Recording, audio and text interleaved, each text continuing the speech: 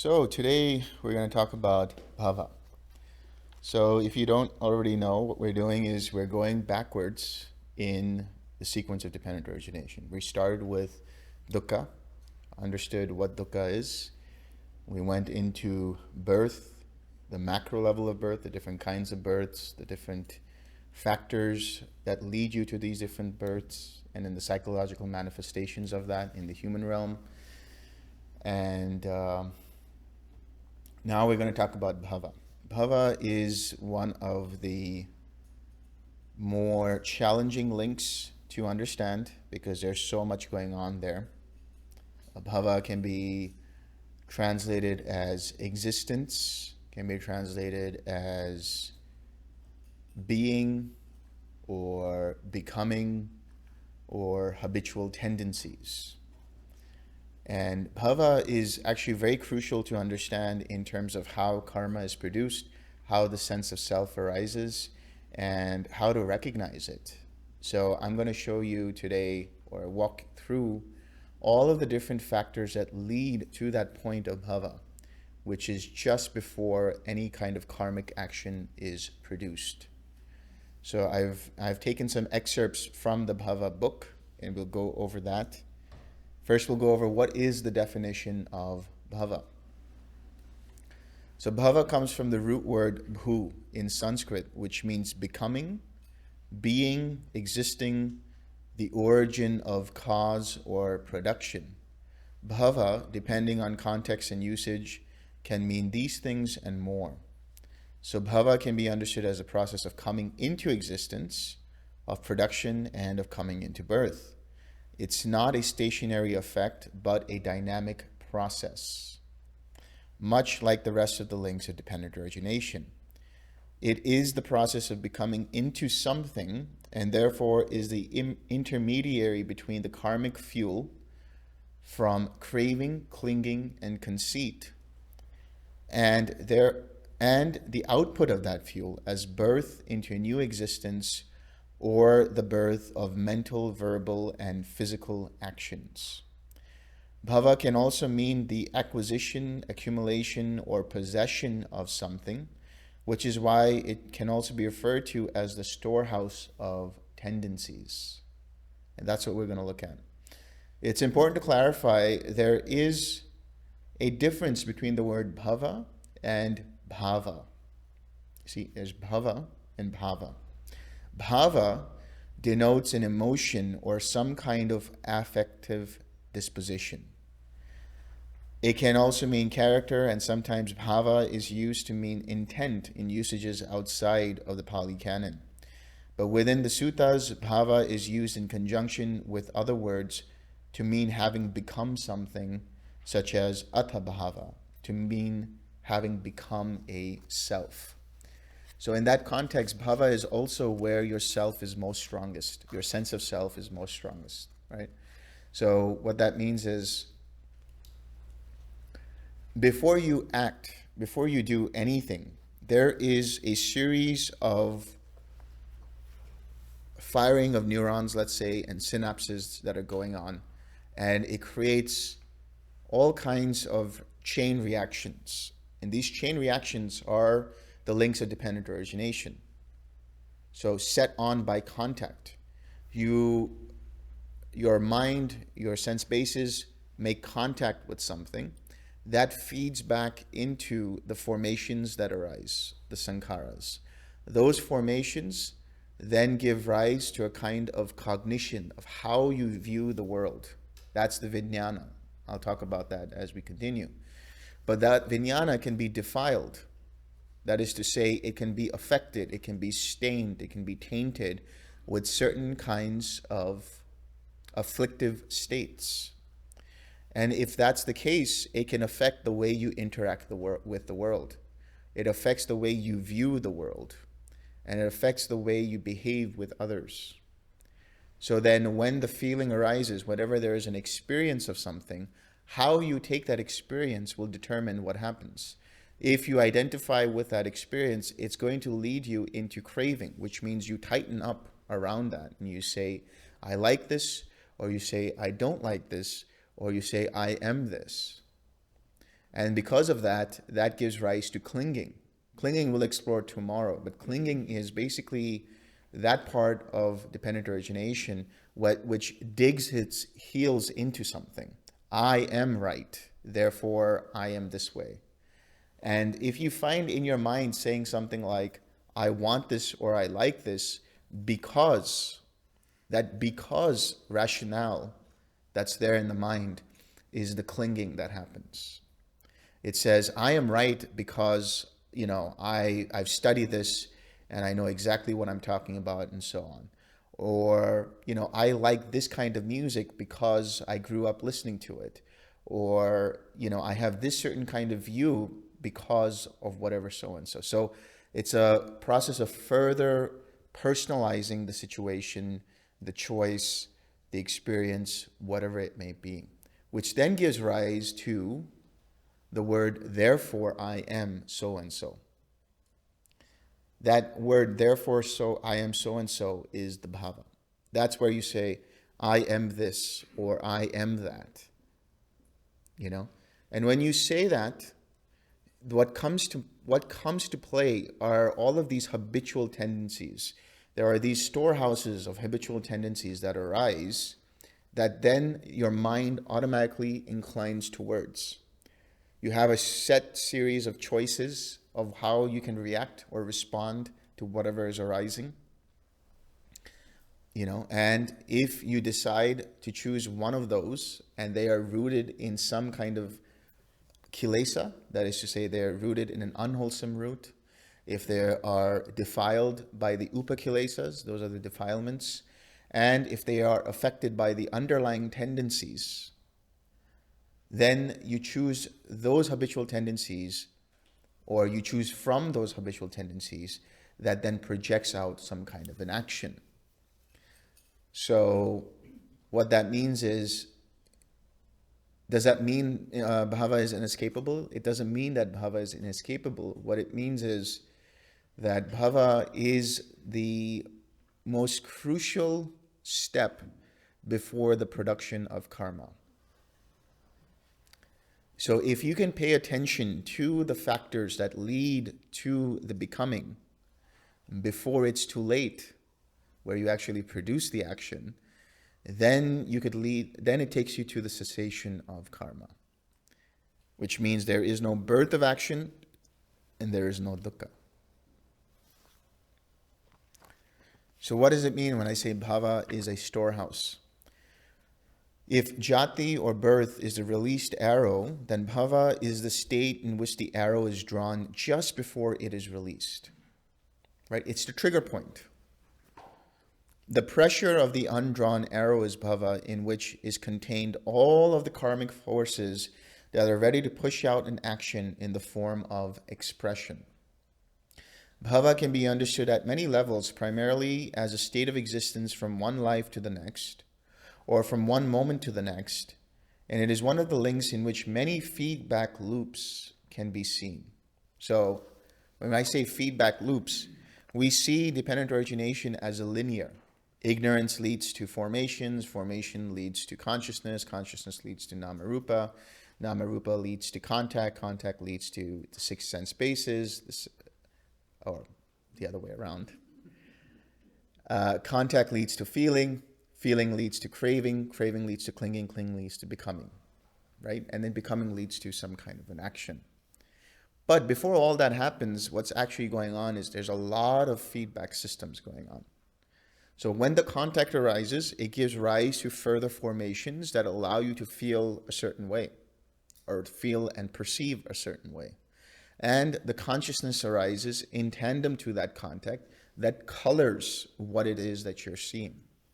Then when the experience happens, there can be an underlying tendency in that experience if the mind identifies with that experience. In other words, if it's a pleasurable feeling, if it's a pleasant feeling, then the underlying tendency that arises can be the underlying tendency towards craving.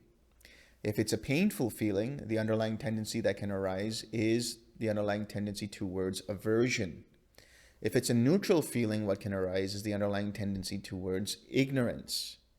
If you have views about what it is that you're experiencing, then there can be underlying tendencies towards views, towards doubt, towards bhava, towards conceit.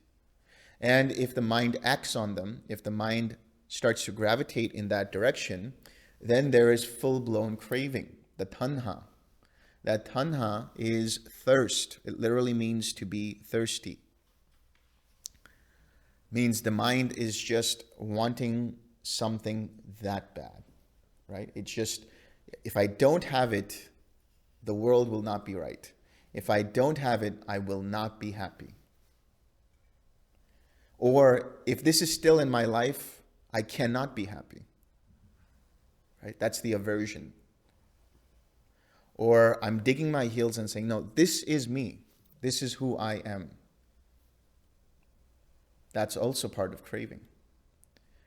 And then when the clinging arises, the clinging, the upadana, there it's creating associations of, rationales of this, I like this, or I want this, or I am this, or I don't like this, I don't want this, I'm pushing this away because of so-and-so. Just whatever that is. And it can be an irrational rationale. It doesn't have to make sense at all. But in your mind, it does make sense because that sense of self is still steaming ahead. Then, the karmic force of all of that that's coming in, the kilesas, the upakilesas, the underlying tendencies, and all of that, when they come together, they all accumulate in bhava. And they accumulate in the form of different inclinations that can arise. So the inclination to act a certain way. For example, if you have associated the color red with something negative in your life, as soon as you see the color red, there's a trigger. And your mind automatically inclines towards having aversion towards it, towards speaking out against it, towards acting out against it. So the bhava are all of these psychological tendencies that cause you to behave in a certain way. This is the whirlpool of all of your different behavioral patterns. And now the key is to understand what those patterns are so you can break them. And there's a way to break them as well. First and foremost, you have to first recognize what those patterns are. Once you recognize them, you have to understand how to let go of them. When you let go of them and relax, you then have to replace those tendencies, replace those different factors with their antidotes, instead of creating a vacuum where something else can come in. So it's a process of replacing unwholesome states, afflictive states, with wholesome states, with states that are beneficial to the mind, that uplift the mind, that cause the mind to intend or think, speak, and act in a way that is in accordance with the path, in accordance with whatever is right for that situation. And what that means is it doesn't cause oneself harm, and it doesn't cause another any intended harm. That's how you know it's the right action or the right speech.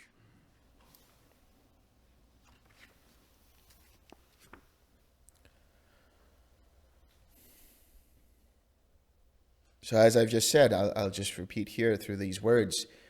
As the karmic stream of intention drives forward formations that activate consciousness, they establish into a sense of bhava. This word meaning both a life form or sense of self and the state of being or becoming. From here, karma ripens and action is taken. Bhava is that which stores the effects of clinging and craving, as well as conceit and ignorance. And while at the macro level it drives forward the birth of a being through conception, on the micro level it pushes out an action at the level of birth. While this happens, the energy of the bhava, the energy of the becoming, the inclination, feeds back to its precedents. The asavas or taints, abhi sankharas or fettered formations, fettered vijnana or consciousness, all of which have within them the karmic momentum of the underlying tendencies, as well as the defilements spawned from the unwholesome roots. So dependent origination is basically karmic momentum. That's what it is. It's the karmic momentum driving forward. It starts with the asavas. The asavas are called taints or defilements or intoxicants or fermentations of the mind, things like that. And within the context of understanding, there are three different types of asavas. So I think it's important for you guys to really make note of this, because it will help you later on as I'm talking about these different things. I'll tell you when to note them down, because you will then have a collection. There will be the taints, the formations, the defilements, and the underlying tendencies. And later on, after we're done, after we take our break, we'll go into a breakout session. So we'll have groups of three groups that will get together and start to understand the different things that happen. So there's a worksheet that will be offered to you where you will see the different kinds of emotions that arise and how they are rationalized in the links of craving, clinging, becoming, and all of those other links. And then you can discuss the different kinds of bhava and see where each one lies. Where is the underlying tendency? Where are the formations? Or where are the roots in those formations? Where are the defilements in that consciousness? And then what is the bhava that arises that gives rise to a certain action? So this will help clarify through that particular discussion you have amongst yourselves how that works. So we won't have any questions at the end of this session, but we'll have questions at the end of the day, as we did yesterday, so you'll have time to ask whatever questions you have related to bhava. So having said all of that, let me get into the list of the taints. So you have the taint of sensual desire. You have the taint of becoming. And you have the taint of ignorance. So the way to understand these taints is that they are the coding for the software. They are the ones and zeros of the matrix that create how you view the world even before you actually view it. It is a projection, or they are projections of how the world seems to a mind that is already rooted in craving, conceit, and ignorance. So these taints sort of are like the beginning of the stream before it continues. Right? That's why they're called inflows or outflows. They're the micro little molecules or atoms that start to build up this whole process of creation. And that process of creation is happening in your mind. Right? The world that you experience, the world that you see, is through these six sense bases. And how you take that, how you perceive that, is dependent upon whether or not these taints are present. So when we talk about the taint of sensual desire, we're talking about the taint which causes the mind to project and say, how does this benefit me? How does this benefit me as the six sense bases? So in other words, when the mind identifies with the six sense bases, the eye is me, the ear is me, the nose is me, the tongue is me, the body is me, the mind is me, or I am these things, or whatever other kinds of views that arise in relation to either the five aggregates or the six sense bases. And because of that, when the mind identifies with them, it says, this is very pleasing to me, when it's actually just pleasant to the eye. This is pleasing to me when it's actually just pleasing to the ears or to any of the six sense bases. And when that happens, it leaves a trace And that trace feeds back to the next arising of the taint. When the mind identifies with the six sense bases and with the sensual experiences, that process of identifying creates a residual effect. That residue is the next arising of further taints of sensual desire.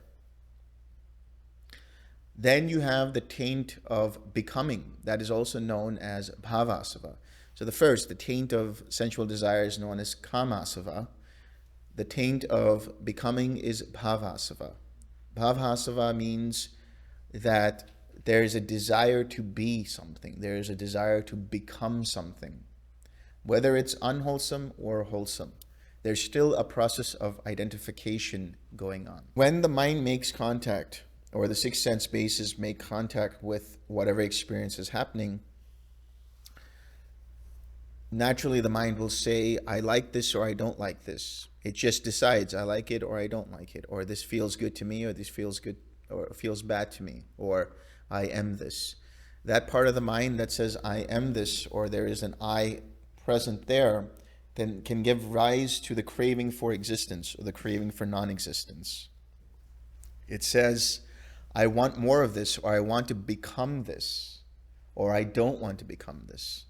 So all of the intentions that are present in the mind, based on all of the conditioning that the mind has grown up with, right? If you grow up in a certain kind of family with a certain set of values, based on those values, you will behave a certain way. And you will either want to continue that status quo of continuing those traditions, or you'll say, I don't like this, I don't want this, and you'll have the desire not to become. And you'll say, I want to introduce a new set of standards, a new set of values. This is one way of understanding the desire to be or the desire not to be. And there's nothing wrong in them inherently, right? But what should be understood is how the mind clings to that. If it doesn't happen the way you set out things to be, how does the mind react to it? That's what's important. And if the mind is agitated by it, then you know there is a desire to become. There is a bhava, as it's called, the desire to be, the craving for existence. And when that is present, again, there is a residual effect. That residue is the taint of becoming, which arises in the next arising of the links of dependent origination. And then we have the taint of ignorance. What is ignorance? Here, ignorance is not realizing and understanding the Four Noble Truths. And that can mean different things. That can mean ignoring the Four Noble Truths. That can mean not knowing about the Four Noble Truths as well, right? Have you guys heard of the four kinds of competencies, right? Unconsciously incompetent, consciously incompetent, consciously competent, and unconsciously competent, right? These are the levels of competencies that you go through. So you don't know that you don't know. That's one level of ignorance. Never introduced to the Four Noble Truths, so how would you know about them? But then you know that you don't know. You realize, oh, you never heard of these Four Noble Truths. And little by little, you try to apply the Four Noble Truths. But there are times when you have slip-ups, and this is because of the taint of ignorance. You forget. That's what it is. You forget to apply the Four Noble Truths. You forget to be able to see the Four Noble Truths in every moment. Eventually, you make the effort. You 6R, and now you become consciously competent of how to apply the Four Noble Truths. And then when all the taints are destroyed, you become unconsciously competent. It becomes automatic, just like that. So here, when we talk about ignorance, practically speaking, what that means is it's a lack of mindfulness, a lack of attention. But what kind of mindfulness? What is the definition of mindfulness? Remembering to observe how mind's attention moves from one thing to the other. So being mindful in every moment and understanding where mind's presence is. Is it towards the wholesome or is it towards the unwholesome? Is it identifying or is it not identifying? Is it taking things personally or is it seeing things as they actually are? And this is in tandem with what I call attention rooted in reality. This is my translation of the word yoniso manasikara. Very simply put, that means proper attention. What does that mean? Attention given to the reality of the situation. That this is not me, this is not mine, this is not myself. That is dependent upon seeing that this isn't worth holding on to. Yes, it can be experienced if it's a wonderful thing, if it's wholesome, and if it's pleasant, but don't hold on to it. Just experience it fully in that moment without the sense of I. Right? Being able to experience everything fully without the sense of this is me, this is mine, this is myself. This is the essence of the Bhaya Sutta. In the seeing, there is only the seen. In the hearing, there is only the heard. In the sensing, there is only the sensed. In the cognizing, there is only the cognized. This is what happens when you apply the Four Noble Truths and see in every moment as just an experience. There's no experiencer. It's just a process of experiencing. There's no meditator. It's just a process of causes and conditions coming together through an intention that creates the process of meditation. A couple of days ago, when you guys were doing that guided meditation, and if you apply it in the way that you're applying it, you will find that your mind comes to a point where there is absolute stillness, beyond just quietness, beyond just quiet mind. It's just, lack of a better word, it's pure awareness. It's just this resting in pure clarity. There's no doer there. There's no sense of self there. There's no mine, me, myself there. It's just that process going on. It's just the experience going on. No experiencer. And the more you rest in that, well, who is resting, right? The more there is resting going on in that, the more subtle afflictive states start to release on their own, because no fuel is being given to them. And eventually everything ceases. So ignorance is lack of mindfulness, lack of attention, which translates to not seeing that this is not me, this is not mine, this is not myself. But every time the mind ignores the truth of the moment, every time the mind is unable to see clearly, it has a residual effect, and that residue is the taint of ignorance in the next arising of the links of dependent origination. Now, Sariputta has said in Majjhima Nikaya 9, Samaditi Sutta, that is the right view, that the link of ignorance is dependent upon the asavas, and the asavas are dependent upon the link of ignorance. Why is that? Because all of these three taints arise due to that lack of mindfulness in any case. Why? Because let's talk about the taint of sensual desire. When the mind identifies with the six sense bases and identifies with the experience, pleasant, painful, or neutral, what is it doing? It's ignoring the Four Noble Truths. It's not seeing the reality of the situation. It's taking things personally. It's identifying with them. And so it will give rise to whatever taint is there, because there is ignorance in there. When there's a desire to become and there's a craving for existence, the same thing. And when there's a general lack of mindfulness, the same thing. So that gives rise to ignorance. That ignorance conditions the arising of formations. Now, when we talk about formations that are sankharas, what does sankhara mean? Sankhara means to create something, to cook up something, to bubble up. For those of you who go into quiet mind, you will notice in neither perception or non-perception, there are these little proto-thoughts that arise. They're not fully formed thoughts. They are the beginning points of some kind of construction of a thought. And those are the formations. The formations can be related to mental feeling, perception, can be related to verbal, that is expression of speech, and to body, that is inhalation and exhalation and other functions of the body. There's also what's known as ayusankharas.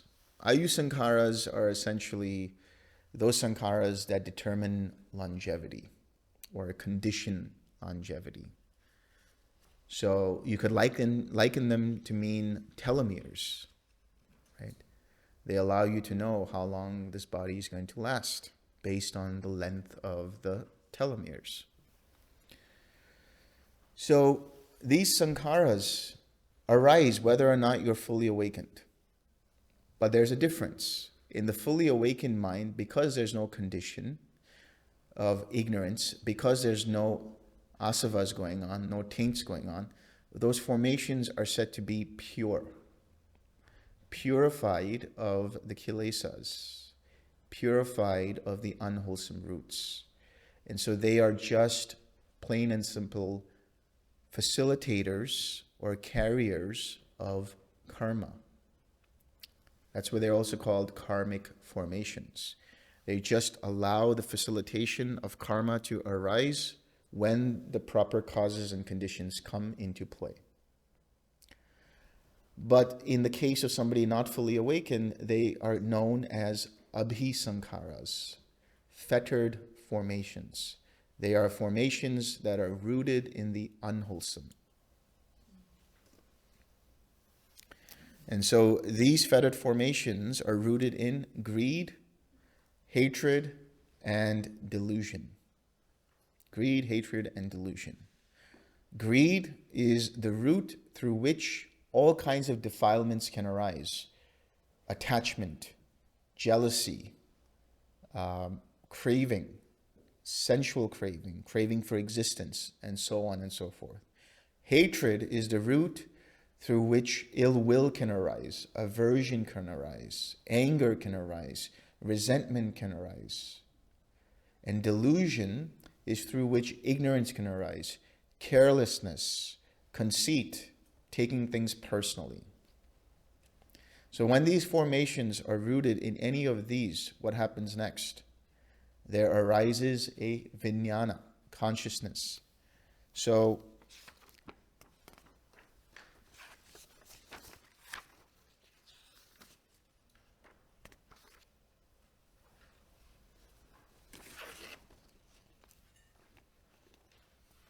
there is a sutta called, I'm going to just take an excerpt from it, because first we have to understand what the word vijnana is, right? Vijnana can be synonymous with the word chitta and the word mano. So jnana means knowledge. Vi is to divide. That knowledge is divided between the six sense bases, or amongst the six sense bases. That's why you have eye consciousness, ear consciousness, nose consciousness, and so on and so forth. Chitta means mindset. Chitta is a collection of similar patterns of thought that create a certain kind of consciousness.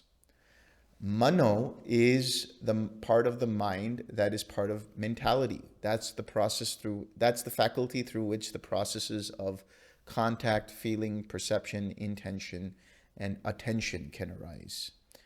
Now, this is how they can mean three different things, but this is how they can also be used synonymously.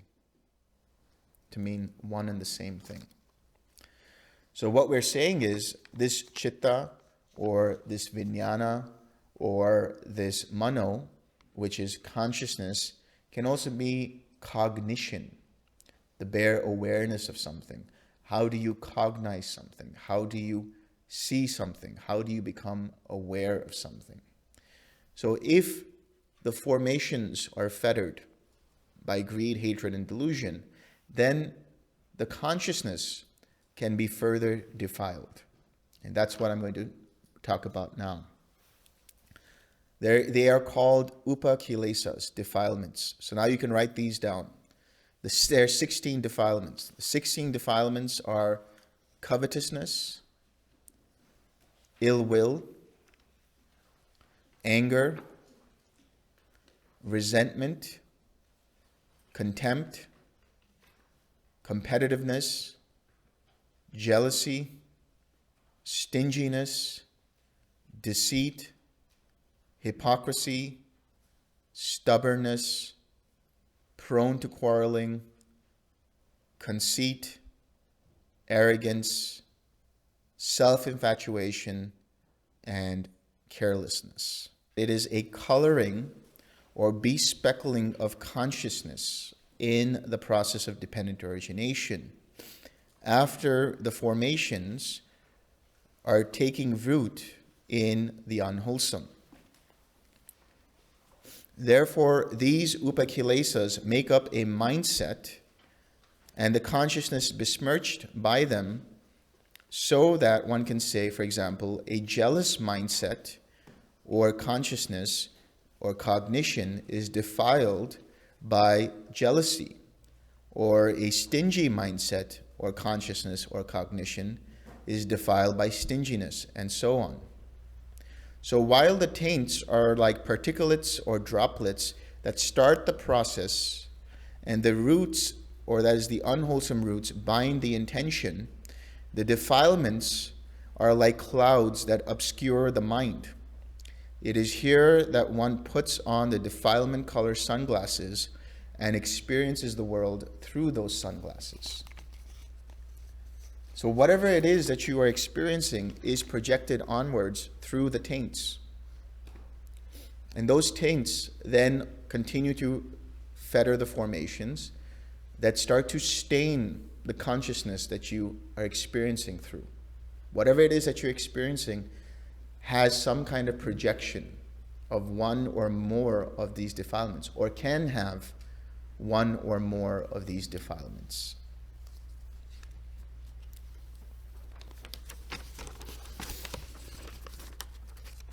So within Bhava, what we are starting to see is that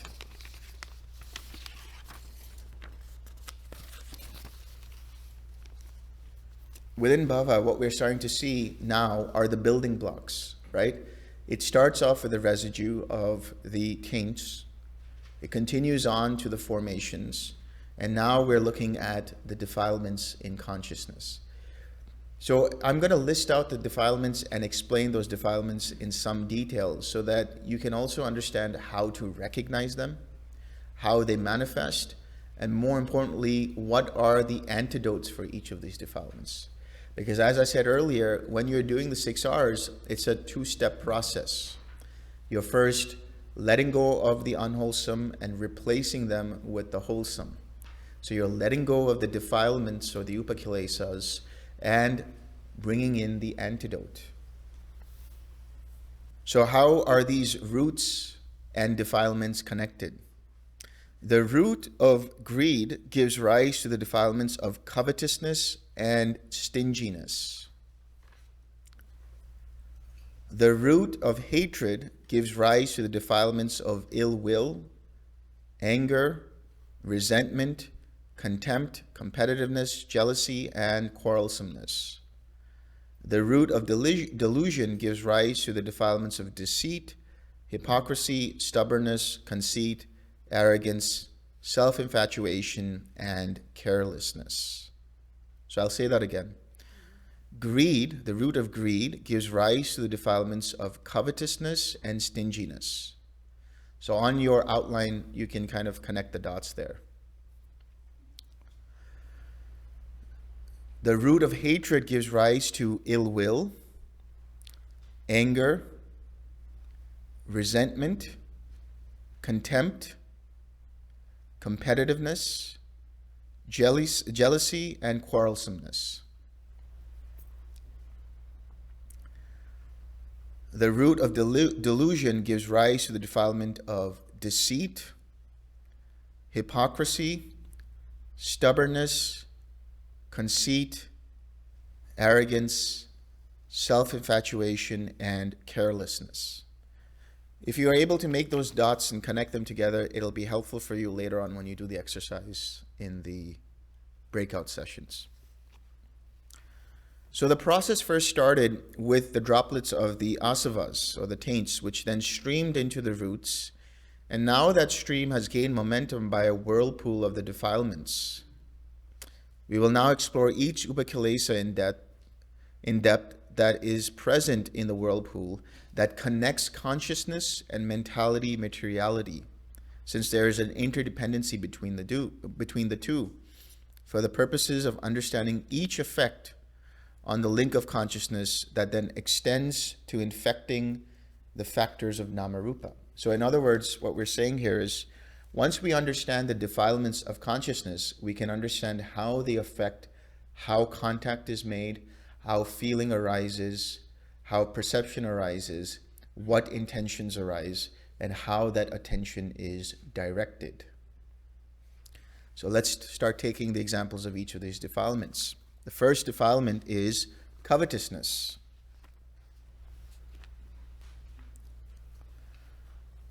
So this covetousness can defile the factors of contact, feeling, perception, intention, and attention in nama.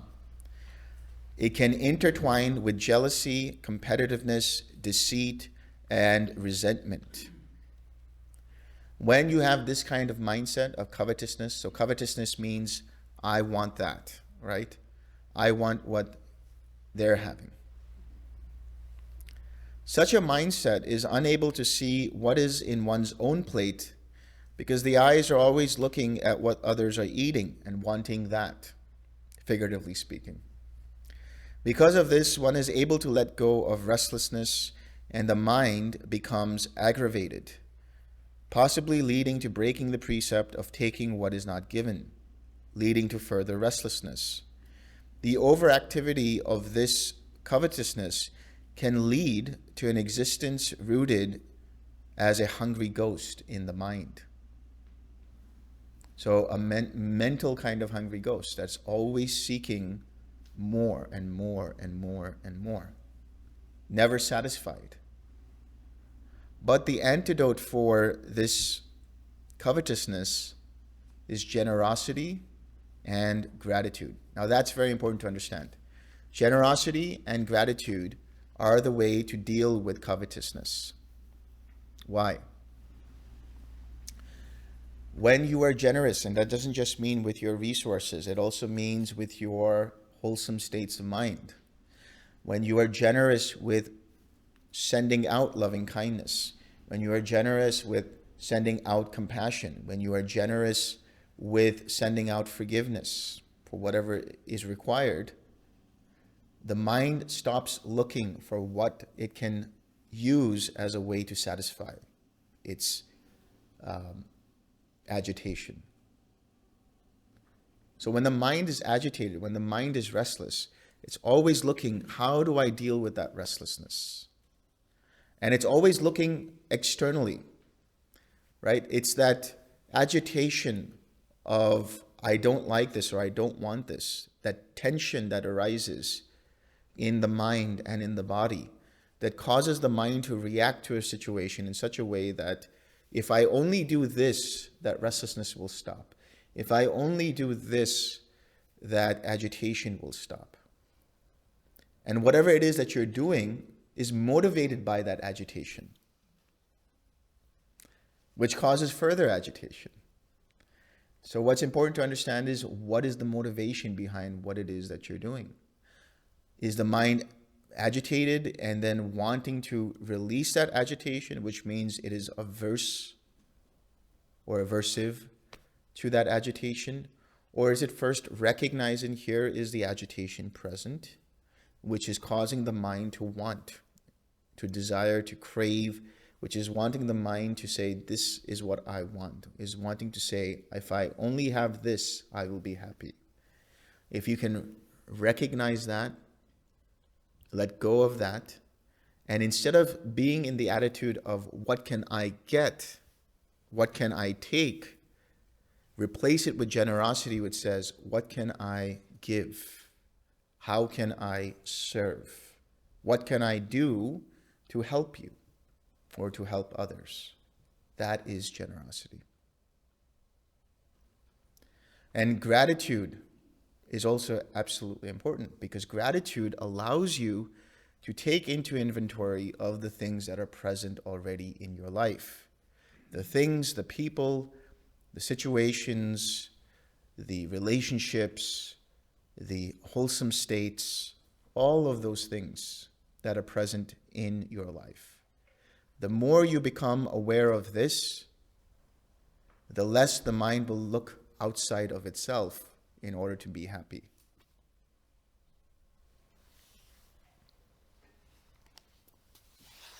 So that's why I'm saying the antidote is generosity and gratitude.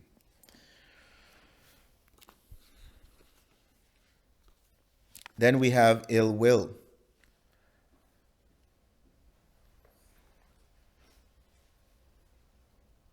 Ill will is also another word for aversion. Aversion can mean the not wanting of an experience, person, object, or identity.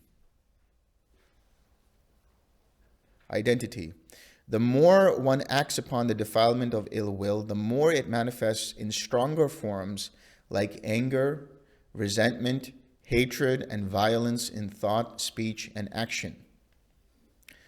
Aversion can arise because of a painful feeling, and therefore it is also present as an underlying tendency.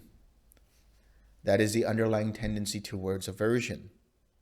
Now, this painful feeling can be purely physical, but if the mind attaches to it a sense of self, then there is further mental reaction of not liking the feeling, wanting it to go away, and with it the dukkha of the painful feeling manifests in union with what is displeasing, which can arise along with reactions of annoyance, irritation, frustration, and building up to anger.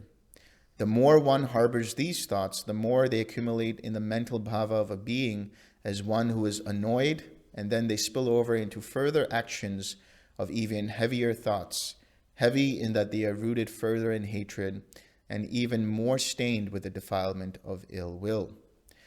If this becomes the habituated personality and the consciousness is thus defiled at the moment of death, it can lead to unpleasant births in the next birth of existence.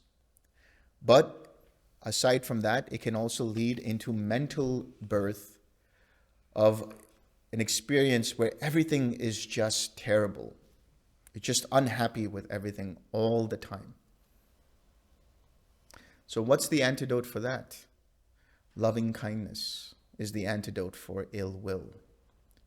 When you have loving and kind intentions towards yourself and towards all beings, to the extent that no more ill will is present ever, you have perfected loving kindness.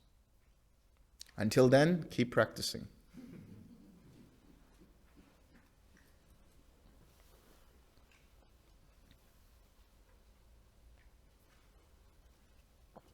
Loving kindness softens the mind.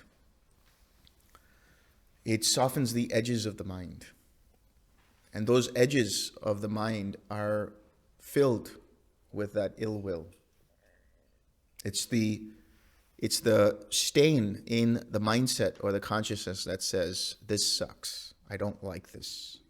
It's the kind of mindset that says, that's annoying. That person, how they sneezed, I didn't like how they sneezed, or why did they shut the door in that way? Don't they know I'm meditating? Does that person really have to make coffee right now while I'm meditating? You know? Do they have to belch all the time?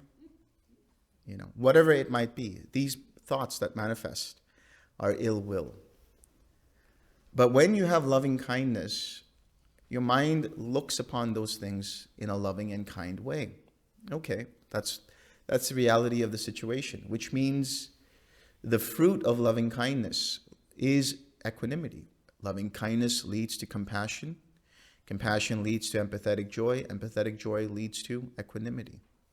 And everything is okay with the world, however it is. So if you really want to experience true beauty in this world, do it with loving kindness. Otherwise, if you have ill will in your mind, how can you truly enjoy what is going on in the present moment? How can you be truly content with what is going on in the present moment? So the beginning of that is the practice of loving kindness.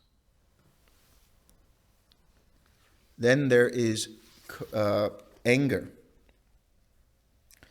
Anger is a destructive force, not just for the person receiving the anger, but for the one holding on to it.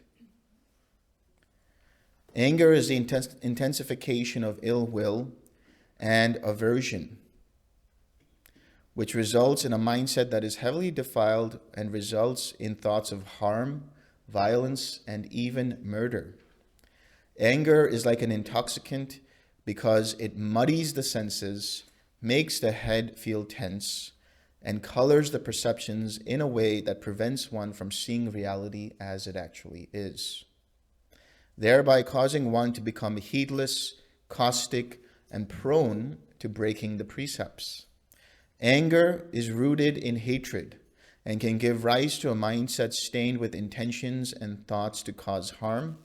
And as these thoughts pick up steam, meaning after contact with something that enrages the mind, the unpleasant feeling gives rise to the underlying tendency towards resistance. This causes one to deepen the aversion at the link of craving. At clinging, that anger is then possessed by conceit with the sense that this is me, mine, and I am. So this is me, this is mine, this is myself. And then there are justifications built around it in a matter of microseconds before it becomes part of a person's identity at Bhava. And at that point, the mind is unable to make sense of what is wholesome and unwholesome. That means it's in confusion, it's in doubt. Then it is almost inevitable that the anger will give rise to further angry thoughts, speech, or action, at which point the energy of this anger is fed back to the other links, starting with the taints. After this, the built-up tension is released, and the valve of becoming or habitual tendencies opens up to let out a flood of angry actions at 3 levels: mind, body, and speech. Then, when the dust is settled, the mind becomes tired, restless, or even lazy, and filled with sloth and torpor. However, the rush of anger for some, like an intoxicant, can become addictive. The personality around anger gets built up at Bhava, and the habitual tendencies all swirl around this one defilement, causing one to identify as a person with anger issues, or even worse, as one who commits unwholesome actions, including murder. Then these tendencies become almost automatic. So, what is the antidote for anger? Compassion, karuna. Anger should be understood as an extension of ill will and a direct cause of violence. Violence is cruelty because anger, in one who is angry, the mind is cruel, and the actions of mind, body, and speech are also cruel. Whereas metta is a feeling of friendliness that sees all beings as those who deserve happiness, and one has genuine wish for this, compassion is a feeling of understanding and care for all beings who are suffering. One understands beings have their own suffering to endure. And when one truly sees this, one doesn't add to that suffering, but has a genuine wish for beings to be free from that suffering, causing the mind to be calm and collected and free of suffering itself. Just as a mind with loving kindness is void of ill will, if the mind is truly steeped in that loving kindness, a mind truly immersed in compassion is void of even an iota of angry thoughts. So compassion is the antidote for anger. Cruelty, that could be part of wrong intention, the desire to harm. And what does it mean to be cruel? It's not understanding another person's suffering, or another way put, adding to that person's suffering by causing them harm. When you truly have compassion, you understand beings as suffering in one way or the other. You recognize their suffering as the suffering that you have. So if you are suffering, would it make sense, or would you like it if somebody added to your suffering? You wouldn't like it.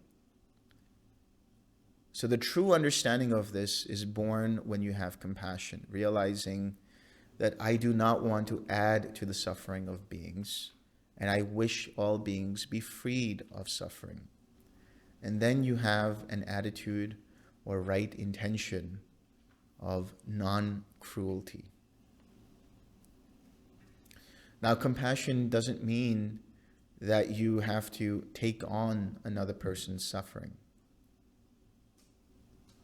What it means is you are there as a support system for their suffering.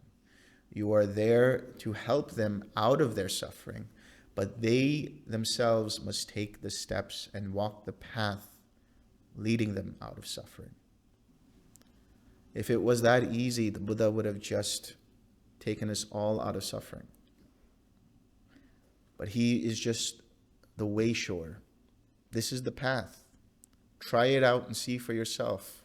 See if it works for you. And out of compassion, he shows you that. But he cannot make you walk it. He has to give you that choice. But he's presenting you with a choice that says this can take you out of suffering. That in itself is compassion. And he can also give you the supports and causes and conditions through helping you cultivate your mind with right intention, to helping you cultivate your actions and speech with right speech and right action, and so on. Showing you how to do it. But you yourself have to do it. So don't become a crutch for anyone. Don't carry them on your back.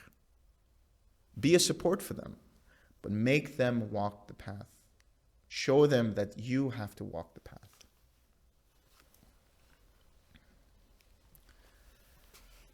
Then there is resentment. Resentment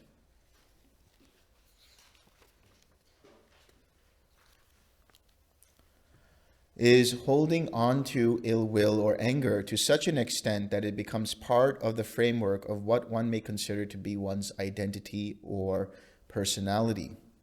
Resentment is rooted in hatred and defiles consciousness as a result of unpleasant experiences.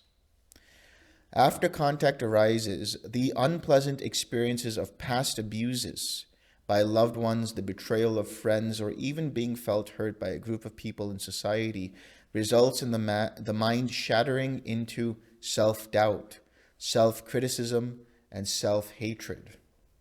These become the stem for outward doubt and mistrust, critical behavior, and outward anger.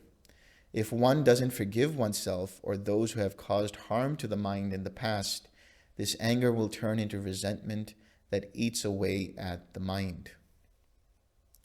As the Bhava, or habitual tendencies, become a depository of reactions, responses, and tendencies stemming from that resentment, one's expressions appear cold and untrustworthy. Not forgiving oneself one cannot forgive others. Not trusting others, one is unable to trust oneself. That is why the defilement of resentment feeds the underlying tendency towards doubt more than the others, which can manifest as doubt in one's own abilities, in the practice, in the path, and in the Dhamma. Whenever one becomes doubtful, one's mind also becomes lazy and unmotivated, or it can become restless and anxious. If a person who triggers resentment comes in the vicinity of one's area, the contact of seeing that person immediately fires up the defilement of resentment and underlying tendencies in microseconds, leading to the automated response of behaving a certain way, stemming from the habitual tendencies. Even the mere thought of a person who has hurt one deeply in the past fires up those same defilements and tendencies. The more one thinks, speaks, or acts from these automated responses rooted in that resentment, the more one feeds that same resentment. It is a vicious cycle that only continues to energize itself through wrong or misguided attention and lack of mindfulness.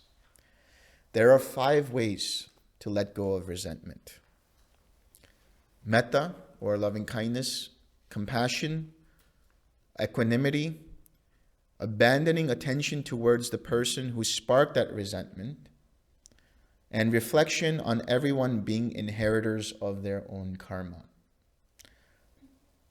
Forgiveness is an antidote to resentment, and it ultimately helps cultivate and fulfill these 5 methods.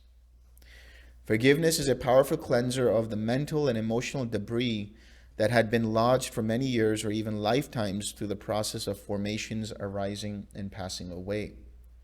Forgiveness sheds light on that debris and makes it float up to the surface so that it can be fished out rather than getting stuck, and strengthening the rapids of consciousness, feeling, craving, and clinging. All experienced as a self in Bhava and from where one acts. The way to forgiveness is first through self-forgiveness. So that is through the process of doing the forgiveness meditation. This phrase of not understanding, for those of you who know the forgiveness meditation, you say, I forgive myself for not understanding, or I forgive you for not understanding. So that word, not understanding, that phrase, not understanding, has wisdom in it. It means that oftentimes one may misjudge people, and one realizes that whatever a person did, they did at that point in time for whatever reason, but they are not the same person anymore. Perhaps one misread someone's words and misinterpreted them as words of hurt or anger. Forgiveness provides clarity into a situation to realize that the mind has been holding on to the resentment for so long, while the person that caused it has no awareness of it. How oftentimes do people just hold on to that resentment towards someone without even realizing that the person who caused that resentment has no awareness of what they did? What's the point of doing that?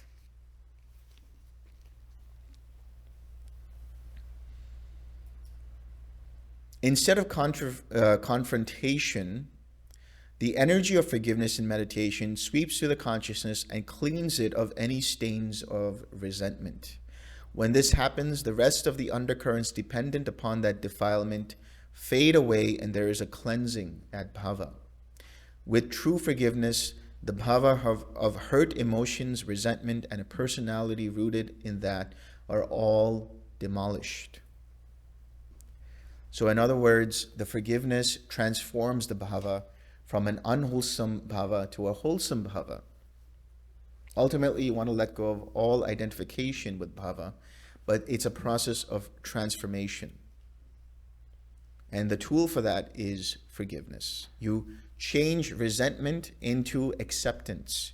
You change resentment into equanimity. The next time, so the fruit of forgiveness is, the next time you think of the person who hurt you, you no longer have any ill will towards them. You just see that person as they actually are. You see that situation as it actually is, without taking it personally and without identifying with it. Then there is contempt, or disparaging others.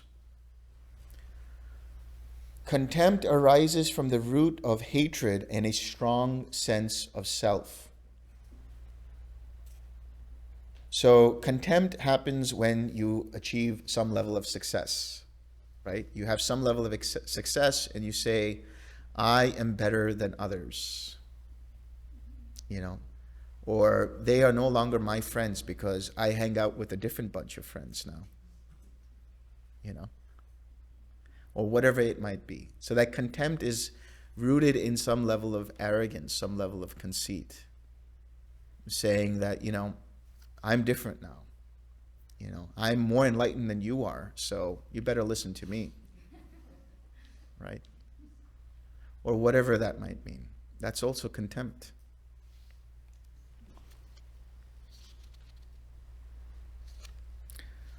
So contempt is a thought process which gives rise to an existence in which the mind is deluded and intertwines with the defilements of conceit, arrogance, self-infatuation, and carelessness. Self-pride intoxicates the mind and causes it to misperceive reality. It is the opposite of the adage, I don't know if you guys have heard of this saying, don't believe in your own press. Conceit and contempt are rooted in believing in your own press. Taking the praise that arises personally. Oh yeah, I'm a great meditator, All of those things. Let go of that. And when one does this, the mind becomes critical of others or even looks down on them.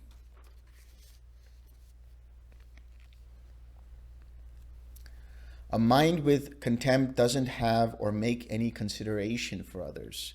As this happens, one leads a lonely life filled with bitterness and emotional pain, which becomes the new existence or bhava. In order to let go of this pain and this bhava, one must closely examine and abandon those thoughts that lead you to the idea that you are better than another just because you have achieved a higher level of success. So the antidote for contempt, this is what it says in Sutta Nipada 2.4. Reverence and humility, contentment and gratitude, timely listening to the Dhamma, this is the highest blessing. So that is to say, reverence or respect for those who brought you up, your parents, your elders, your mentors, your teachers, keeps you aware of how you got there in the first place to success. Humility is modesty, being one of few wants and self-effacement. This naturally arises when you see the impermanent nature of all processes, including success, and you don't take them personally. Contentment is being happy with the qualities you already possess, aware that anything else is extra. Gratitude is a cause of this in that you are always aware of the depth of value something or someone has, and you don't take anyone or anything for granted, including the support of those who brought you up. Listening to or reading the Dhamma, suttas, and talks helps the mind be clear-sighted in order for you to have all of these things. So reverence, respecting those people who were instrumental in bringing you to that level of success, whatever that means for you. So appreciation for them, reverence to them. Humility. Okay, fine, this meditation teacher is more accomplished or whatever it might mean. So they expect a certain level of treatment. And if they don't get that level of treatment, what happens? They get upset. But there's a same or similar level of attainment that another teacher has, and they are made to do something that is maybe below what they should be doing, but they still do it because they have humility. It doesn't matter. They've let go of that conceit. It doesn't matter, whatever that might be. So humility is very important here. And then contentment. Just being content with what you have right now in the present moment. That is the way to renunciation, true renunciation. True renunciation is to let go of taking things personally. True renunciation is being able to disengage with whatever is arising so that it doesn't cause you pain or suffering in the long term.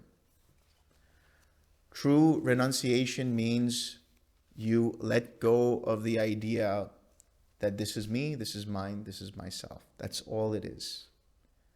And that only happens when you are truly content with whatever is arising in the present moment. The lack of contentment can lead to craving, misidentification, or aversion. Then we have competitiveness and jealousy. These are rooted in hatred. Well, competitiveness is rooted in hatred because one has the sense of wanting to be better than others and domineering for personal gain while harboring ill will and aversion towards them. And so it is intertwined with jealousy, covetousness, conceit, arrogance, self-infatuation, and carelessness. Thoughts rooted in competitiveness arise due to having seen someone better than you are, and now you want to dominate the playing field. So it comes from insecurity. You get a sense that you have lost and become greedy to regain what you mistakenly thought you have lost, whether it's respect or attention, praise, resources, and so on. With this misperception, a person can become domineering, wanting to be right instead of getting things right. In other words, the person whose consciousness is infused with competitiveness develops the bhava to see everyone as a competitor instead of as a collaborator. That's what's happening in this world. It's all about competition. I have to be better than that person. They have to lose and I have to win. Instead of seeing everything as a collaborative effort and being happy for the other person's success, whatever that means for them.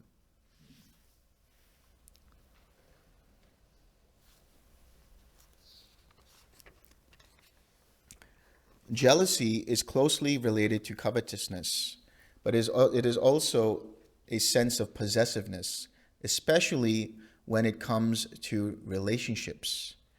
This defilement stems from the root of hatred, in that the mind has aversion towards an object of jealousy. It also stems from insecurity. Perhaps, for example, in a romantic relationship, one starts to see others begin to interact with their partner and they start to feel jealous, possessive of that partner. And thoughts rooted in that jealousy can manifest in speech and action that exhibits that possessive attitude, causing you to cultivate the bhava of a being who is jealous and possessive. This can lead you to become suspicious, and it begins to proliferate all forms of what-if scenarios and the self-fulfilling prophecy of not wanting to lose that partner. In other words, you become jealous and you don't want to lose that partner, but because you're motivated by that jealousy, you do everything to lose that partner.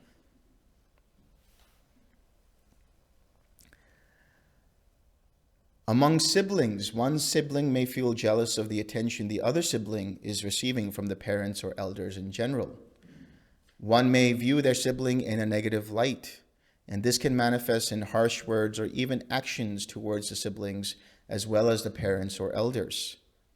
This can also happen in the workplace, where one becomes jealous of the praise of a colleague is receiving, and instead of celebrating in that colleague's success, you harbor jealous thoughts, and every time that colleague comes to mind, you may even bear ill will, anger, and resentment towards them.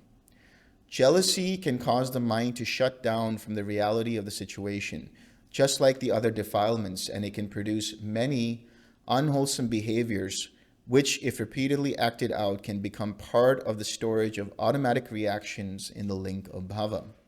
These actions can be cold, standoffish, and avoidant behavior, or at the extreme, they can cause the mind to become destructive, and violent. These can then give rise to further ill will, anger, and resentment, causing a flurry of interwoven unwholesome tendencies at Bhava. So what is the antidote for competitiveness and jealousy? Mudita. Mudita. Collaboration, which is through mudita. Empathetic joy. So what is empathetic joy? Empathetic joy is being able to be happy for another person's success. Genuinely happy for them. Whereas loving kindness, as I said, is all about having friendliness towards all beings and wishing for their happiness. And compassion is the wish that all beings be free of suffering. Mudita is the joy that you feel when you see that others are free of suffering. So when you hear of somebody else having an attainment, what happens? Is the mind happy for them? Or is the mind like, why didn't I get that? Why wasn't I able to do that? How come they're in the fifth jhana and I'm only in the third? Right? That creates competition. We don't want competitive meditators here. That should not be the motivation. Mudita helps you to recognize the joy in others, which in turn starts to bring up that fountain of joy in you. Being genuinely happy for others and whatever they have.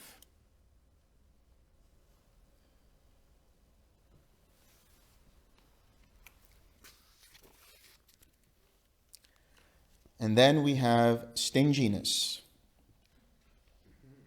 Stinginess stems from the unwholesome root of greed. There are 5 types of stinginess regarding one's shelter, one's family, which can be understood in different ways, gains, praise, and the Dhamma itself. One may have attachment to all of these, thus causing one to become identified with them and consider them as me, mine, or I am. At which point then, the bhava rooted in such conceit becomes defensive and holds on to these types of stinginess. You can consider your house as the ultimate possession and feel thwarted if you have to share that dwelling space with another person. And this doesn't just have to be for someone who has a large mansion, but even as small as a dorm room or a hut. Anybody who has roommates can attest to this, right? This is my space. Do not go anywhere near my space here. That's stinginess.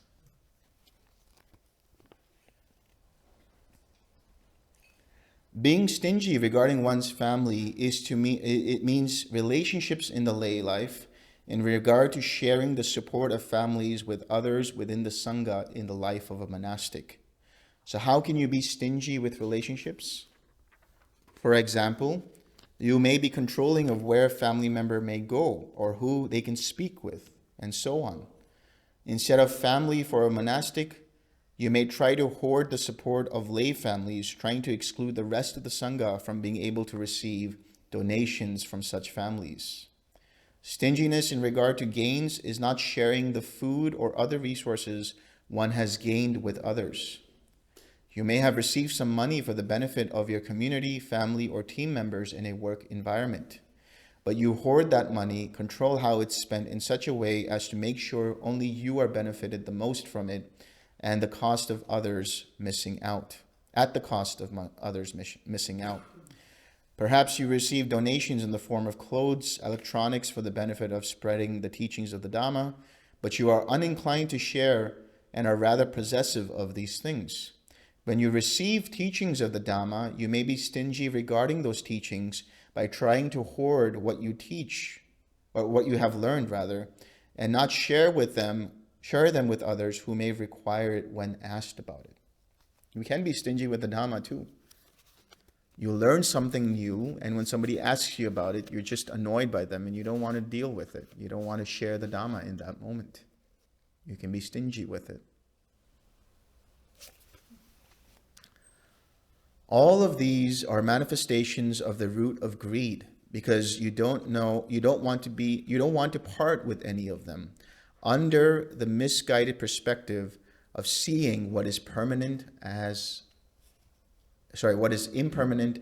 permanent, intrinsically suffering as happiness, and what is not self as belonging to self. So as you start to misperceive the reality of the situation, you start to hold on to things and you don't want to share them with anyone. So what is the antidote to stinginess? Generosity is the one surefire way to change one's existence and false sense of identity rooted in stinginess.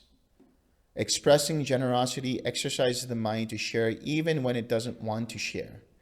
Recognizing the stingy quality of the mind and then releasing your attention from it, then relaxing the formations rooted in greed, the mind gravitates towards dana or generosity.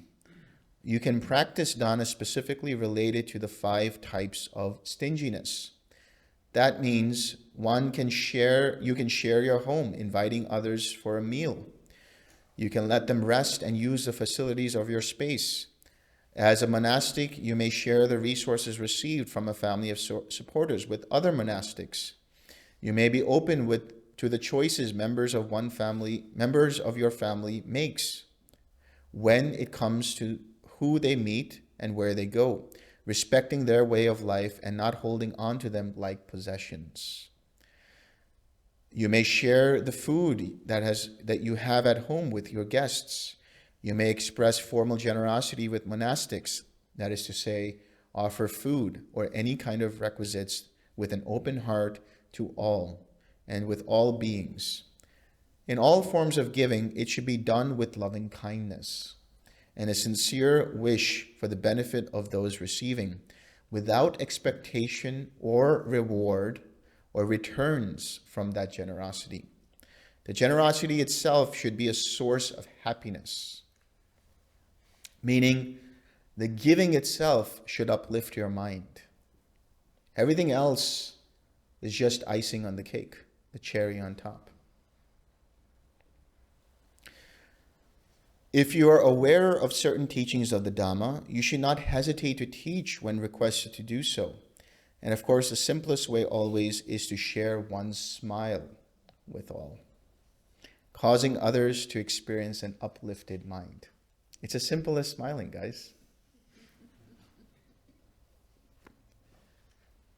Now we'll talk about deceit and hypocrisy. How do you deal with that?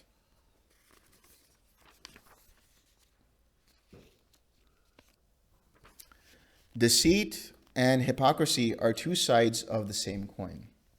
They are rooted in delusion because from both defilements there is identification and a personal sense of self present. The difference is in the intention. Deceit here is about misrepresenting oneself by concealing the unwholesome tendencies one might have.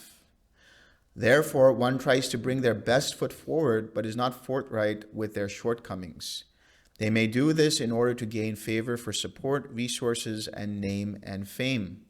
You try to maintain an identity or image in society of someone who is morally upright and void of any immoral behavior.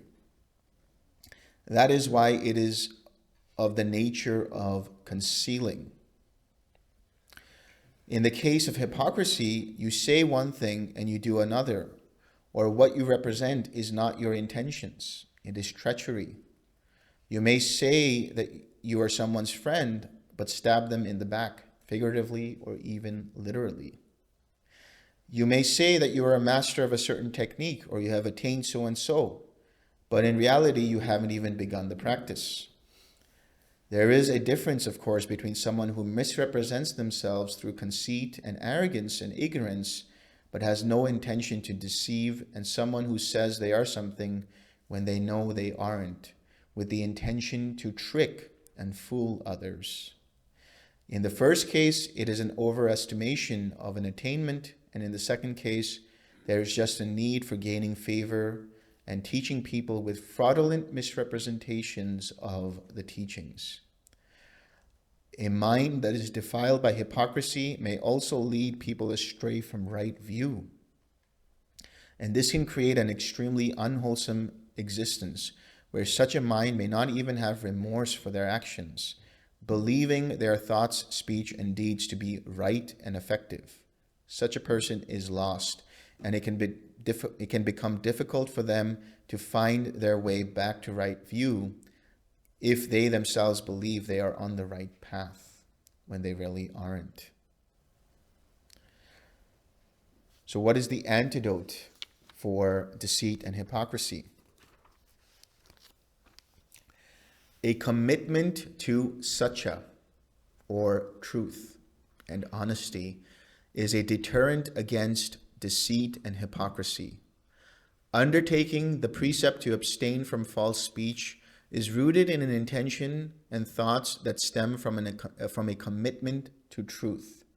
When this arises, the remembrance of that precept of being true in all dealings and using that as a foundation helps one to become aware of one's thoughts, to see if they have the bhava of being untruthful. In other words, once one makes a commitment to be truthful, the mind has some clarity that translates into a bhava of being truthful. And then the mind recognizes an intention to deceive or trick another being, and if given attention, replace that with an intention to be truthful. So when this happens, the consciousness that arises will not be defiled by deceit or hypocrisy. Even eventually, the bhava of a trickster can turn into the bhava of an honest person, a bhava of a trustworthy person, if they let go of those defilements bit by bit. So in other words, if you find that the mind has an intention to be untruthful or want to trick others, recognize that, acknowledge that, and be okay with it, and just say you're going to let go, you're going to relax, and you're going to replace it with a commitment to be truthful and straightforward and forthcoming. The more you do this, the less those defilements of deceit and hypocrisy arise, and the more the mind is rooted in right intention to always be honest and forthcoming.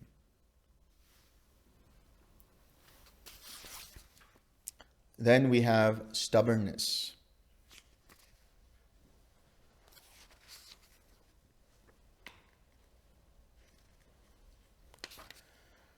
So stubbornness actually comes from the word thamba in Pali or stamba in Sanskrit. And stamba means pillar or post.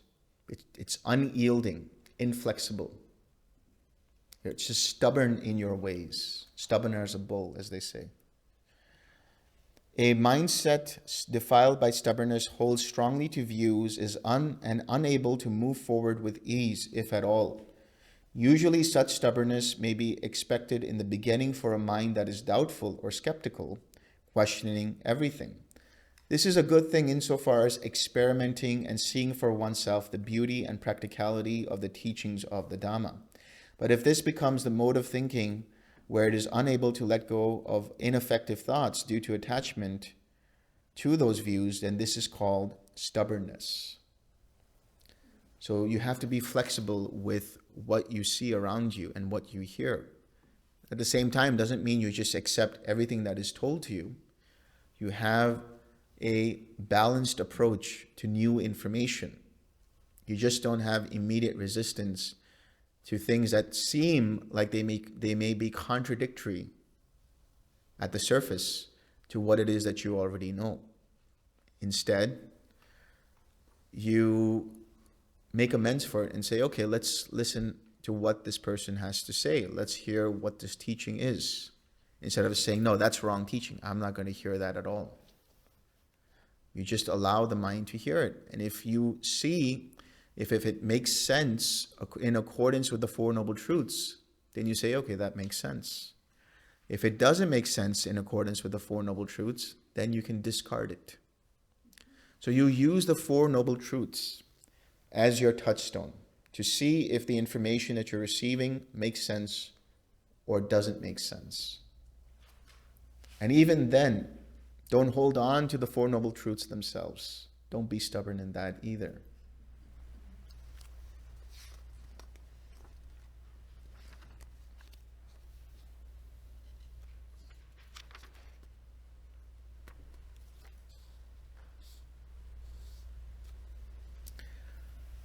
So what is the antidote for stubbornness?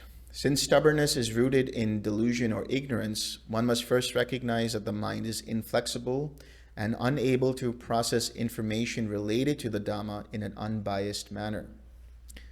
So that is not to say that there won't be some bias present for one with an open mind, since such bias is always rooted in intention. But at the very least, with an openness that explores and investigates through reflection, observation, study, and discussion, that mind will orientate itself in the direction of attaining the Dhamma. Even an arhat accomplished in the Dhamma will always be open to suggestions and advice regarding anything and everything. There is no pride in their attainment, and so they see all advice as an opportunity to be able to convey the Dhamma effectively and accordingly. So in other words, if you tell an arhat, okay, you said so and so, I was wondering, what about saying it in this way? They won't just say, I know everything, so you don't know anything, I'm not going to listen to you. They will take into account those suggestions and say, okay, that makes sense. That's probably a better way of saying it. So let me use that and see how that works. That flexibility, that ability to take in suggestions and be able to apply them and see if they work. That's the antidote for stubbornness. Having an open mind. Having a mind that is open to experimenting in accordance with the Dhamma and in alignment with the Four Noble Truths.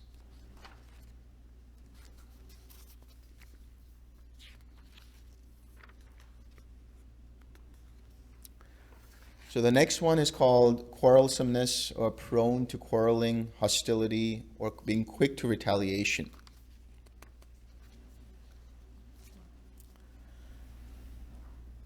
So this is rooted in hatred and has a connection to ill will, anger, resentment, and competitiveness.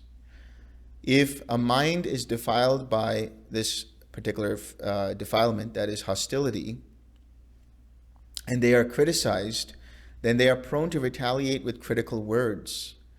If such a mind is attacked, then they are prone to retaliate that attack. In other words, a mind defiled by prone to quarreling is unable to practice restraint and abandon the ill will arising in them from the underlying tendency towards resisting the painful feeling in the form of critical words or physical attacks.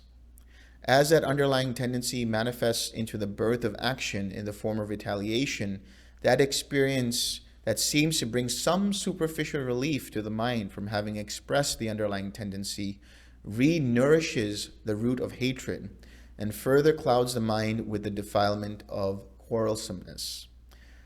Because one retaliated, the tendencies in the link of bhava continue to grow and automate towards continually retaliating. Such a process causes one's existence to be fueled by fuming thoughts, aggravation, and irritation. This can cause one to be aggressive in mindset, thoughts, words, and deeds. If a being has not let go of this defilement, they are prone to enter a state of dismay, misfortune, and pain throughout their lifetime.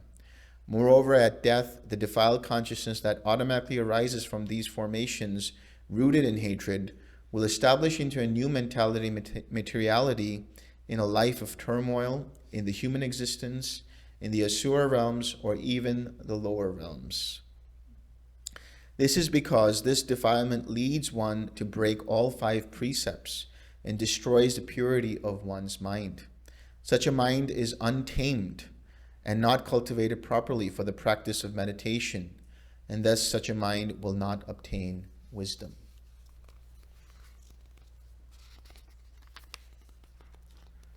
So what is the antidote? The reactionary state of this defilement must be countered with a pause after that defilement is recognized in the form of thoughts stained by it. So, for example, if someone criticizes you or even mocks you, if you notice the arising of resistance and aversion to that painful feeling, this is the first step towards letting it go and taking a pause after having cultivated the mind with loving kindness. Quarrelsomeness and the bhava originating from this defilement are quick to arise in a matter of microseconds. But in those last few moments of where a thought forms with the intention to retaliate, that is where mindfulness and attention are most required. Attention and mindfulness are the gatekeepers to any pleasant, painful, or neutral feeling. They are the gatekeepers that block underlying tendencies to become fully manifested as craving, clinging, and becoming. So you need mindfulness. You need that pause. You go from a reactionary state to a responsive state. Stop reacting to everything and take a pause so that you can respond with wisdom, with compassion, with loving kindness, with whatever is required for that situation. And then we have conceit and arrogance. So the word for conceit is mana, and that means to measure something.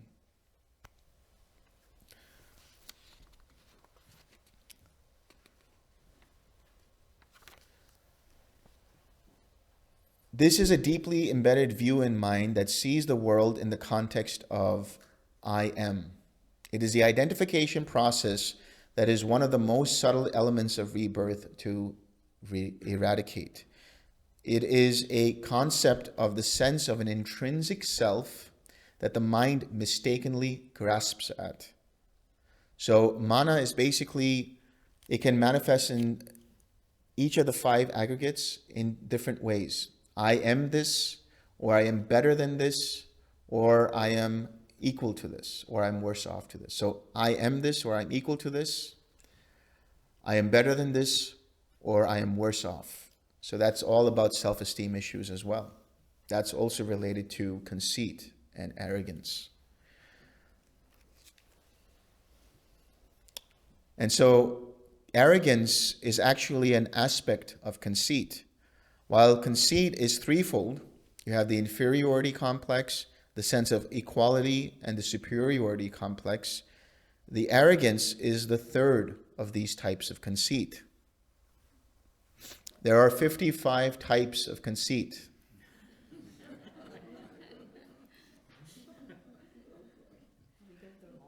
I'm not going to go through all of them, don't worry.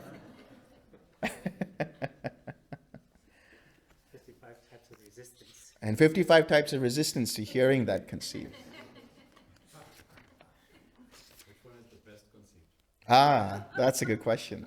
The conceit of all conceits is the conceit that says, I am the most conceited.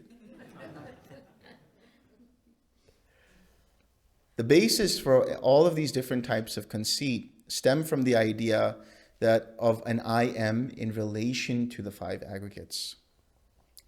This gives rise to attachment to a sense of self that then translates into the desire for bhava or vibhava, the desire to exist or not to exist.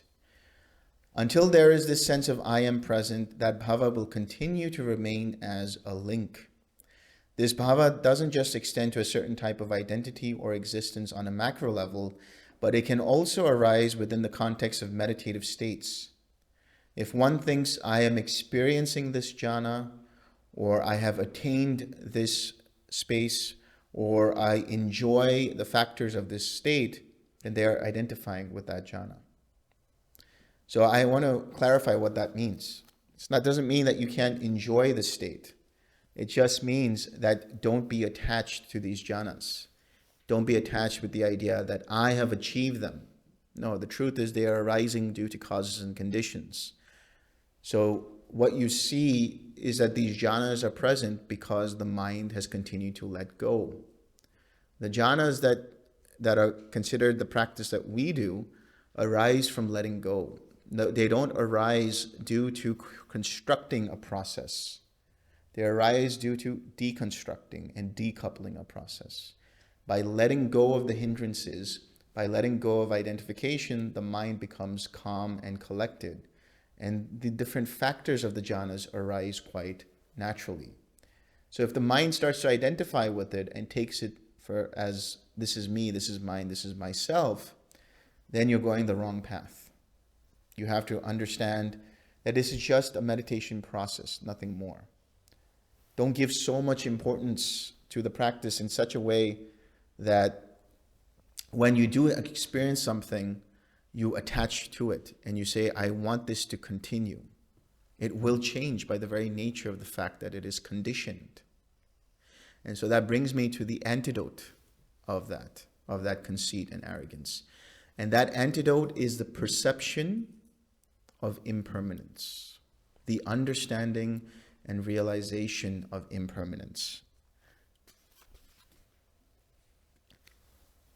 And this is also said in Anguttara Nikaya 9.1, Sambodhi Sutta. When one perceives impermanence, the perception of non-self is stabilized.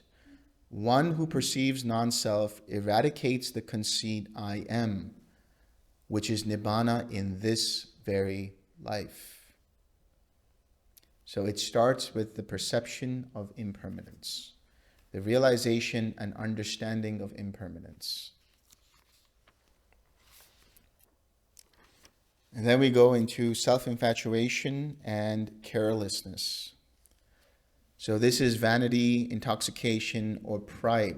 So it's related to conceit. And there are three types of infatuation. There's infatuation to one's youth, to health, and to life. When these arise, one is liable to identify with these objects of infatuation. Then the mind becomes attached, and through this attachment comes further clinging, where the mind proliferates reasons for becoming infatuated with these impermanent components of existence. When this self-infatuation arises, it can become an obsession that causes the mind to lean towards becoming greedy or hateful. Ultimately, self-infatuation is rooted in delusion. But self-infatuation can also be subtler than that. There can be infatuation to your achievements, your birth, your status, your gain, your being honored and respected, fame, followers, one's appearance, knowledge, wisdom, intelligence, and expertise, and even mastery of jhanas and other meditative states, and so on. When this arises, it gives rise to the underlying tendencies, which then causes the mind to create further fuel for bhava as an existence in either sensual form, luminous form, or formless. On the micro level, it causes the mind to further root itself into greed, hatred, and delusion. Ultimately, the carelessness that arises is because there is a lack of mindfulness and lack of attention. Carelessness means that you're just not paying attention. You're unmindful of whatever is going on in the present moment. So what is the antidote?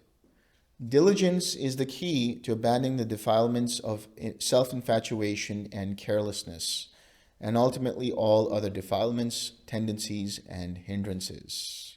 It is the coefficient to yoniso manasikara, attention rooted in reality, mindfulness, comprehension, discernment, and awareness, which together lead to collectedness of mind and the insight into reality as it is. This arises through right intention and right effort. It's only after you recognize that the mind is deluded and confused that you seek a way out of such states, and that is rooted in the intention inclined towards the path. Right effort here is the pivotal tool, which changes the wrong view to right view, wrong intention to right intention, wrong speech to right speech, wrong action to right action, wrong livelihood to right livelihood, wrong mindfulness to right mindfulness, wrong collectedness to right collectedness, and so on. Through such an effort, beginning with preventing yet to arise unwholesome states to arise, then continuing on to abandon already arisen unwholesome states, generating wholesome states, and finally maintaining those wholesome states, the mind works towards preventing all defilements from becoming collected at Bhava into a new existence, colored, stained, tainted, and conditioned by those defilements. In other words, 6 R's. So in order to let go of negligence or carelessness and self-infatuation or any of these defilements, what you require is the ability to recognize them first and foremost. So how do you bring up that mindfulness? How do you bring up that attention? You need to bring up the path. You need to first understand what is the path. You have to first develop right view. That right view leads to right intention of letting go, of cultivating loving kindness, of compassion, which results in speech that is right speech, that abstains from harsh speech, abusive speech, that abstains from false speech, from gossip and slander and so on. And right action, that is to keep your precepts. And right livelihood, have a livelihood that does not cause you harm or cause others harm. All of these allow you then to be able to utilize the 6 R's. When you use the 6 R's, you regain your mindfulness. When you have mindfulness, there is collectedness. When you have collectedness, the mind is primed for insight. When there is insight, there arises liberation. So ultimately, following the path, diligently, consistently, constantly, 24/7, 365. No holidays.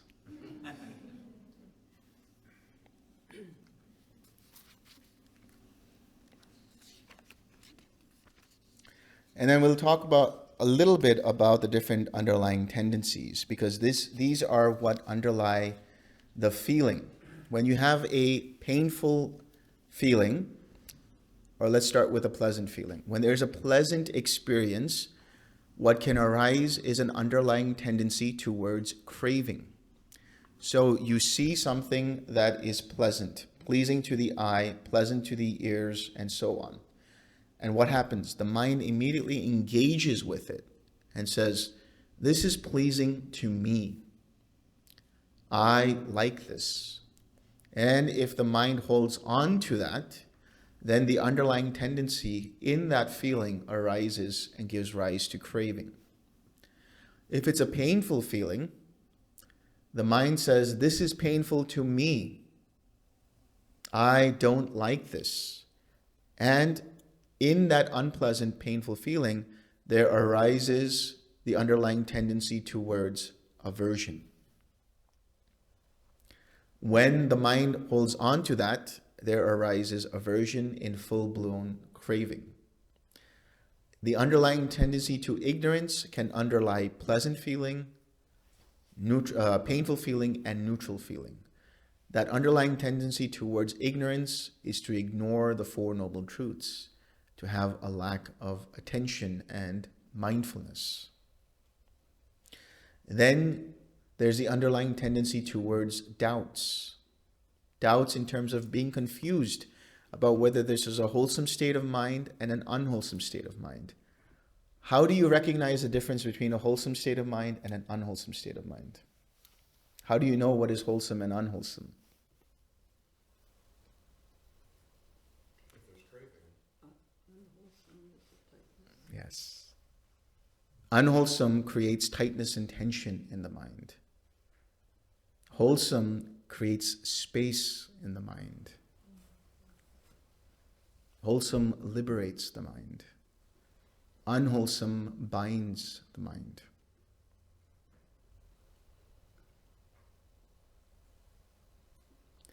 Once you recognize tension and tightness, you can let go of it and come back to the wholesome. And there won't be any underlying tendency towards doubt. The underlying tendency towards views, having opinions about what it is that you're experiencing and holding on to those opinions. What does that mean? You have perceptions of an experience. You say that experience is bad or that experience is unpleasant, and you have opinions about it. You start to judge it. You start to take it personally instead of seeing it non-judgmentally, instead of seeing it as just another process. You also start to have different opinions in terms of views regarding everything from politics to religion to whatever it might be, even the Dhamma. All of those views keep the mind bound over here to samsara, one way or the other. You have the underlying tendency towards conceit, which is just that identification process of saying, this is me, this is mine, this is myself. And then you have the underlying tendency towards bhava. You like this, you like being in this existence. You like being a meditation teacher, or you like being a meditator. You don't want to let that go. If it damages or creates a hindrance for you to continue that existence, and you don't like that, then you have the underlying tendency towards that bhava. But if it goes away and you're okay with it, then that's fine. So all of these underlying tendencies, the basis or the antidotes for them are manifold. With craving, it can be equanimity. With aversion, it can be loving kindness. With doubt, it can be investigating and understanding what is wholesome and unwholesome. With views, it's understanding what is right view and letting go of other views that might be in conflict with those right views. With ignorance, it's about maintaining proper attention and mindfulness. With conceit, it's about seeing impermanence. And with bhava, it's about letting go of a sense of self to anything, whether it's your job, your career, your relationships, your family, whatever it is. Even the idea of yourself. Because what you think you are is just basically a collection of different memories and experiences and relationships and things around you. And then that's further strengthened when you start to extend that sense of self to all of that. Yesterday I gave you the example of the bowl. This is my bowl here. Nobody touched this, right? This bowl is an extension of me. If you do anything to this bowl, you're harming me. So don't touch it, right? That's the underlying tendency towards bhava, towards conceit, and so on. But all of the different manifold things that I've shown you as antidotes, the basis for all of them is mindfulness. And as a result of that mindfulness, you have the 7 enlightenment factors. The mindfulness gives rise to investigation of states. The investigation of states is an antidote for doubt.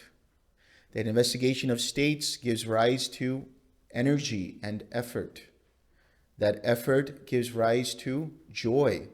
That mental joy can be an antidote towards sensual craving and towards aversion.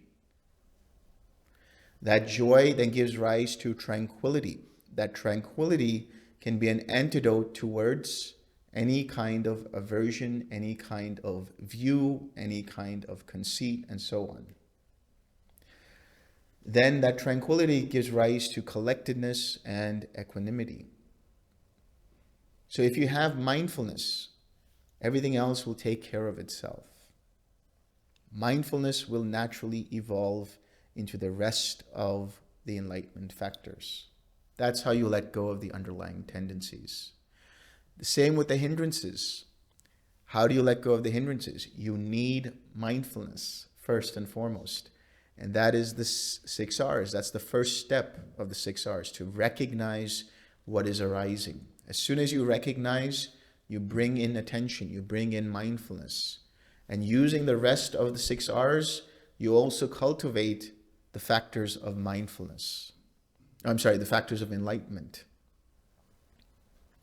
That is to say, when you recognize, you bring into the mind that regained mindfulness. When you release and let go and relax, you have energy and tranquility. So first you have mindfulness through recognition, and you have investigation of states, because you say, I recognize the mind is now in an unwholesome state of mind.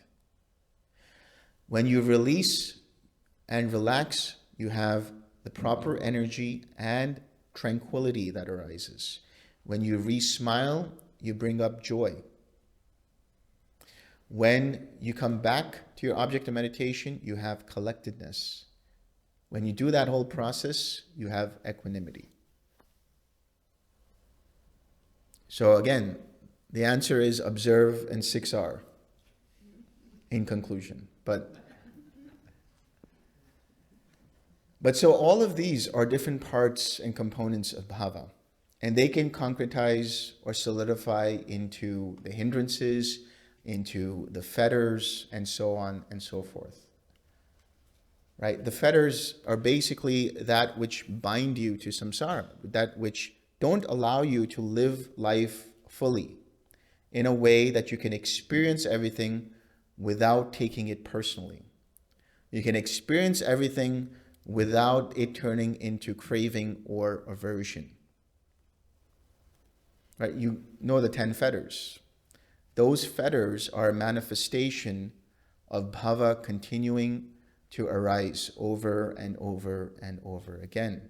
And they are all interrelated to the hindrances and the different defilements, the different roots, and the different underlying tendencies. So how do you let go of the fetters? Make some attainments. Yeah, it's that easy. Right? When you enter the stream, you let go of the first 3 fetters. When you become a Sakadagami, you weaken the sensual craving. You weaken the aversion. When you become an Anagami, you destroy the first 5 fetters. And then when you attain full awakening, arahatship, you let go of conceit. Conceit is the basis for 3 things, 3 other fetters.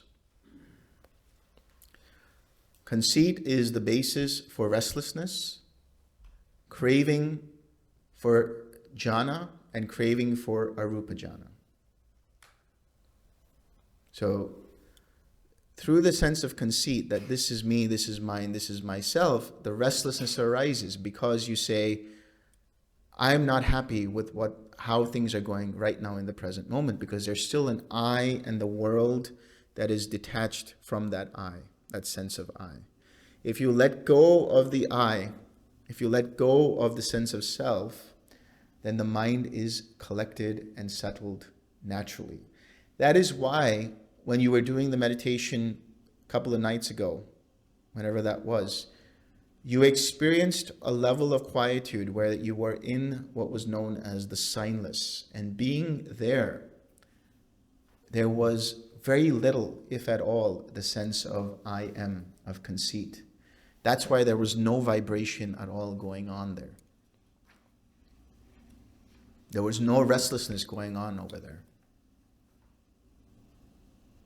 The formations of conceit were so neutralized to such an extent that no vibrations were happening. Just consciousness. And that consciousness arises because the formations are still present. When the formations go away completely, cease completely, with it ceases conceit. And in that moment, the mind experiences cessation. Cessation of perception, feeling, and consciousness. When the mind comes out of that and experiences nibbana, For that micro moment, every mind that experiences it experiences arahatship. But what happens after will either determine if that arahatship continues or there is still some work to be done. Because the mind can take that personally and cling towards it and crave for it and create all other fetters over again, or some of the other fetters over again. Specifically, conceit, from which then that further restlessness arises, the craving for this to continue. I want this to continue. Or the craving for certain states not to continue, and so on. And then you have ignorance. So ignorance is not knowing the Four Noble Truths. Once you have fully understood the noble truth of dukkha, that is to say, you have completely understood that ultimately all conditioned experience, no matter how wonderful it is ultimately dukkha. So you don't take it personally. You don't identify with it. As a result of which, you fully abandon all kinds of craving. Craving for existence, craving for non-existence, and craving for sensual desire, sensual experiences. When you do that, you fully experience Nirodha, Dukkha Nirodha. You realize for yourself the truth of Nibbana, the reality of Nibbana. And how did that happen? That was facilitated through the cultivation of the fourth noble truth, the path itself. So the repeated practice of the path is what will take you to the end. Ignorance is standing in the way. Just a lack of mindfulness. You need full commitment, full dedication. I'm not talking about pushing. I'm not talking about making the wrong type of effort. I'm not talking about suppressing the mind. I'm not talking about crushing mind with mind. I'm talking about diligence and total commitment in every waking moment to walk the path. Nothing less.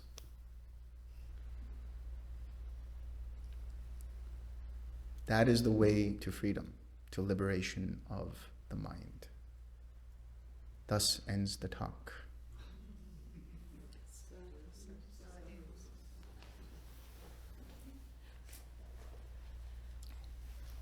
So Jordan, what do you want to do? Oh wait, you got to share merit. Thank you. Counting on us. May suffering ones be suffering free, and the fear-struck fearless be. May all beings find relief that we have thus acquired for the acquisition of all kinds of happiness. May all beings inhabiting space and earth, devas and nagas of mighty power, share this merit of ours. May they long protect the Buddha's dispensation. Sadhu, sadhu, sadhu.